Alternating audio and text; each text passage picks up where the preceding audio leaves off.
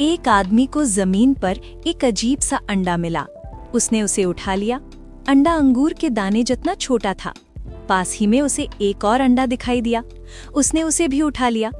आसपास कोई पक्षी नहीं दिख रहा था। वो दोनों अंडे घर ले आया। घर पर उसने फोन की फ्लैशलाइट में अंडे को देखा तो अंदर उसे जीवन धड़कता हुआ लगा। वो उन्हें सेकर देखना चाहता था कि ये किस चिड़िया के अंडे हैं। उसने कुछ सामान खरीदकर और बल्ब आदि लगाकर जुगाड़ से एक इंक्यूबेटर बनाया और उसमें अंडे को रख दिया। कुछ ही दिनों में अंडा टूट गया और उसमें से एक छोटा सा बच्चा निकल आया।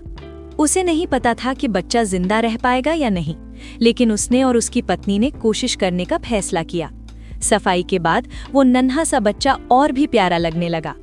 असली मुश्किलें अब शुरू हुई थीं। दुख की बात ये थी कि दूसरा अंडा खराब हो गया था।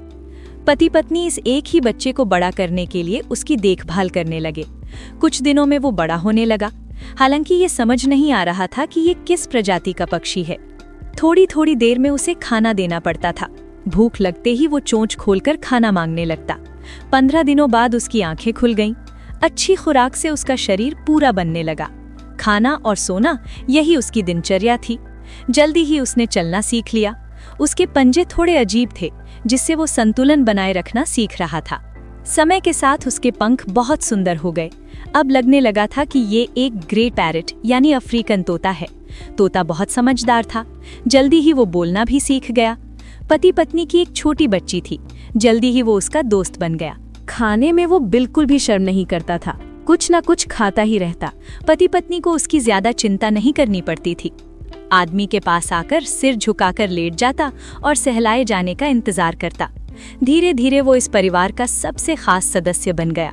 वे लोग उसे अच्छा खाना देते और आदमी बाहर जाता तो उसे भी साथ ले जाता। वो जहां भी जाता सबकी नजर उसी पर होती।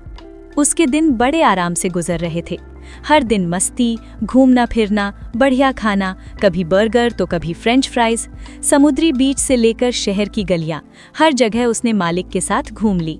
आदमी ने उसकी सुरक्षा के लिए एक पिंजरा भी बनवाया, लेकिन उसमें रहना तोते को पसंद नहीं था।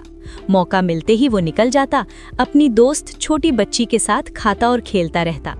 तोते से परिवार का रिश्ता उम्मीद से कहीं ज्यादा गहरा था। शायद ईश्वर ने उसे किसी पहचान के साथ नहीं, बल्कि किसी मकसद के साथ भेजा था। वो सिखाने आया था कि परिवार खून से नहीं, साथ निभाने से बनता है। नन्हे से तोते ने इस घर को और भी ज्यादा संपूर्ण कर दिया था।